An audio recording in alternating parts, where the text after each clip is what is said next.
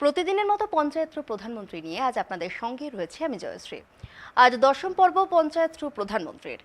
2015 সালে 31শে জুলাই নাগরিকতা লাভ করে কোচবিহারের প্রত্যন্ত গ্রাম মধ্যম শালডাঙ্গার ছিটমহল।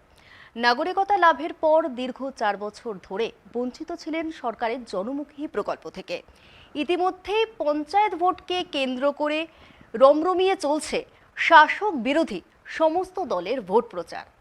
এই পঞ্চায়েত ভোটের পূর্বে কোচবিহারের মধ্যম শালডাঙ্গার ছিটমহল গ্রাম কেমন আছে দেখাবো আপনাদের।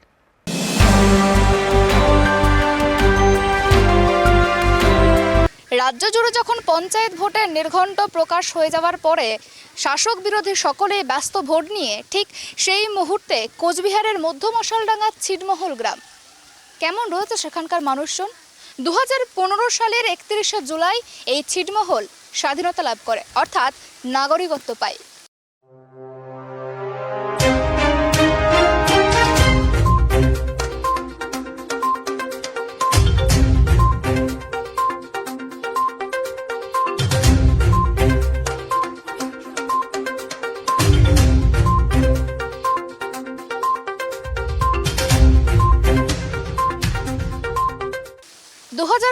সালের আগে ঠিক কি পরিস্থিতি ছিল এই ছিটমহলে, 2015 সালের পরেই বা কি পরিস্থিতি তৈরি হয়েছে, আমরা কথা বলবো এখানকার স্থানীয় বাসিন্দাদের সঙ্গে। আমাদের সঙ্গে আমরা পেয়ে গেছি ছিটমহলের এক স্থানীয় বাসিন্দা।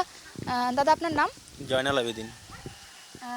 2015 সালে ছিটমহল নাগরিকত্ব লাভ করে 31শে জুলাই। তার আগের পরিস্থিতি কীরকম ছিল? আগে ধরুন একজন যে বাসিন্দা, একজন পৃথিবীর যে কোনো মানুষের পরিচয়পত্র থাকে, তো সেই রকম এইখানকার মানুষের কোনো পরিচয়পত্র ছিল না। ভোটার কার্ড ছিল না, আধার কার্ড ছিল না, রেশন কার্ড ছিল না, না কোনো ভোটদানে তারা অংশগ্রহণ করতে পারতো, কিছুই পারতো না। কিন্তু 2015 সালে দুই দেশের সরকার যখন এই চুক্তিতে আবদ্ধ হয় যে ছিটমহলগুলো বিনিময় করে নেয়, তারপর থেকে এখানকার মানুষ ভোট দিতে পারে। পঞ্চায়েত ধরুন এমএলএ এমপি নির্বাচনে তারা অংশগ্রহণ করতে পারে এখন থেকে। এই ছিটমহল বিনিময়ের পর কি কি সুযোগ সুবিধা পেয়েছেন? আগে আমাদের এখানে বিদ্যুৎ ছিল না, বিদ্যুৎটা পেয়ে গেছি। আমাদের সবচেয়ে বড় হচ্ছে পরিচয়পত্র ছিল না, সেই পরিচয়পত্রটা আমরা সবাই পেয়ে গেছি, এটাই সবচেয়ে বড় পাওয়া। বাকি রাজ্য কেন্দ্র সরকারের যে সমস্ত জনমুখী প্রকল্প, সেই জনমুখী প্রকল্প এখানে আসে? জনমুখী প্রকল্পের মধ্যে এইখানকার মানুষ শুধু রেশনটা পায়, বাকি জনকল্প মানে যে প্রকল্পগুলো আছে সেগুলো সঠিকভাবে আসে না, বিভিন্ন জায়গায় বিভিন্নভাবে ওটা। মুখ্যমন্ত্রী কন্যাশ্রী, রূপশ্রী, যে সমস্ত স্বাস্থ্যসাথী, তারপর সবুজ সাথী, এই সমস্ত প্রকল্পগুলো। সবুজ সাথী মানে যারা স্কুলে পড়াশোনা, আগে তো তখন এইখানকার মানুষ পড়াশোনা সেভাবে করতে পারেনি। 2015 সালের পর থেকে যখন তারা স্কুলে যাওয়া শুরু করলো, হিসাব করে দেখা গেলো তারা 9 পাস করতে পারেনি কেউ। ওই হিসাবে সেইখান থেকে তারা বঞ্চিত আছে, মানে বঞ্চিত না, সেই অবধি পৌঁছাতে পারেনি অনেকেই। হয়তো বা যারা গোপনে পড়াশোনা করেছে তারা ব্যাপার আলাদা, যেমন পরিচয়পত্র যাদের ছিল না তারা পড়াশোনা করেছে একমাত্র ধরুন বাবার নাম বাদ দিয়ে অন্য একজনকে বাবা সাজিয়ে। এটা যেহেতু বাংলাদেশি গ্রাম ছিল, এই গ্রাম বাদ দিয়ে অন্য একটা গ্রামের ঠিকানায় তারা পড়াশোনা করে তারা পড়াশোনা করেছে। কিন্তু ওই প্রকল্পগুলো আসে, কিন্তু না আসার কথা না, কিন্তু সঠিকভাবে না। আচ্ছা, আর এই যে সামনে পঞ্চায়েত ভোটের দিনক্ষণ ঘোষণা হয়ে গিয়েছে, মনোনয়নও পেশ হয়ে গিয়েছে, গতকালই ছিল মনোনয়ন পেশের শেষ দিন। তো সেক্ষেত্রে আপনাদের তরফ থেকে ভোট কাদের দিকে যেতে পারে বলে মনে করছে?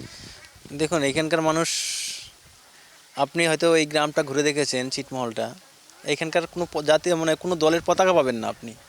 এরা যার যার মতো ভোট দিয়ে আসবে, কোন দিকে দেবে কেউ বলতে পারে না। কারণ কি, এখানকার মানুষ রাজনীতি পছন্দ করে না এখন আর। ওই হিংসার রাজনীতি, কোন দলে যাবে, কে কি করবে না করবে, এটা দেখার সময় নেই এদের। এখানকার মানুষ কাজ করে খেতেই ভালোবাসে, কাজ করেই খায়, ওই রাজনীতির সঙ্গে বেশি যুক্ত নয় এরা। অনেক ধন্যবাদ। আমরা পেয়ে গেছি আরও এক স্থানীয় বাসিন্দা, তার সঙ্গে কথা বলে নেব, তিনি কি জানাচ্ছেন। আপনার নাম? আমার নাম সিরাজুল শেখ। এই ছিটমহলের ঠিক কি ইতিহাস? ইতিহাসে এইরকমই, মনে করেন আগে তো ছিল একটু, এখন ইন্ডিয়াটা হলো মনে করেন ওই রকমই, মনে করেন ইন্ডিয়া হলো, তাও তো ছিটমহলে কিছু পাওয়া যায় না। প্রধান পঞ্চায়েতেও কেন নেয় না, বুঝছেন? প্রধান পঞ্চায়েত তো কেন নেয় না। কোনো একটা যে মনে করেন আইবিএসের কিছু পাওয়া, তাও কিছু পাওয়া নেই। যা দেখেন কোনো একটা বাড়িতে আইবিএস নাই, মনে করেন ওই হুমকি দামকি আছে তাও, বুঝছে, মানে কোনো একটা যে শান্তি, এই শান্তিটা নাই। মনে করেন একটা সরকারি সুযোগ সুবিধা পামো যে এটা ঠিক মতো নাই। মনে করেন এই হসপিটালে একটা রুগী হলো আমার এই জায়গায় সিরিয়াস, একটা কার্ড বানায় দিল, ওই রুগী নিয়ে যাব হসপিটালে। এখন প্রধান পঞ্চায়েতের কাছে যাই, প্রধান পঞ্চায়েত কয় এই সময় হবে না টাইম, পরে হবে আমার টাইম। ওই কার্ড নিয়ে যাই, 3,000 টাকা মাত্র কাটে। স্বাস্থ্যসাথীর কার্ড পেয়েছেন? হ্যাঁ পেয়েছি, 3,000 টাকা ডাক্তারে কাটে, এর উপরে কাটবে না ডাক্তার।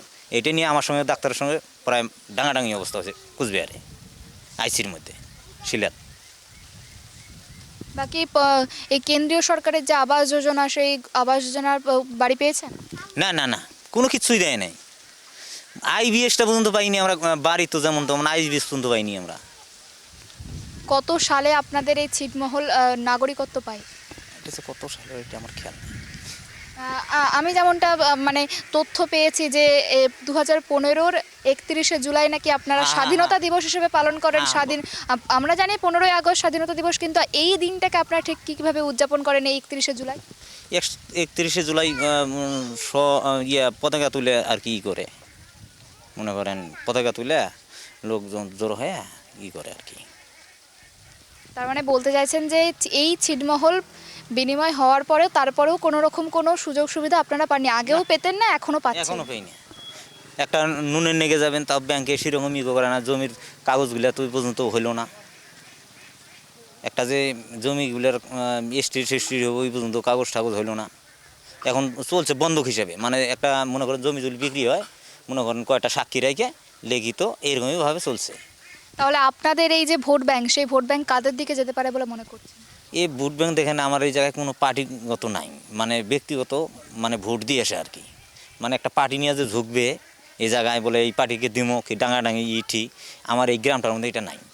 বিভিন্ন জায়গায় ভোট প্রচার হচ্ছে, বিভিন্ন দলের নেতা নেত্রীরা ভোট প্রচার করছেন। এখানে কি কোনো দলের প্রার্থীরা ভোট প্রচার করতে এসেছিলেন? না, এ পর্যন্ত আসেনি, এ পর্যন্ত কেউ আসেনি। এখানে বিজেপিরই আসেনি, তৃণমূলও আসেনি, কেউ আসেনি। অনেক ধন্যবাদ। আমরা কথা বললাম এই ছিটমহলের বাসিন্দাদের সঙ্গে।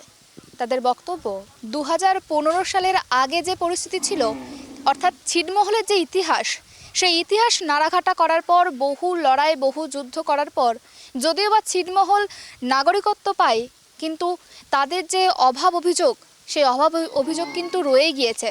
2015 সালে আগে যেরকম ছিল এখনও কিন্তু সেরকম তাদের বক্তব্য। কোনো রকম তারা কোনো সুযোগ সুবিধা পান না, অর্থাৎ সমস্ত রকম সুযোগ সুবিধা থেকে বঞ্চিত তারা।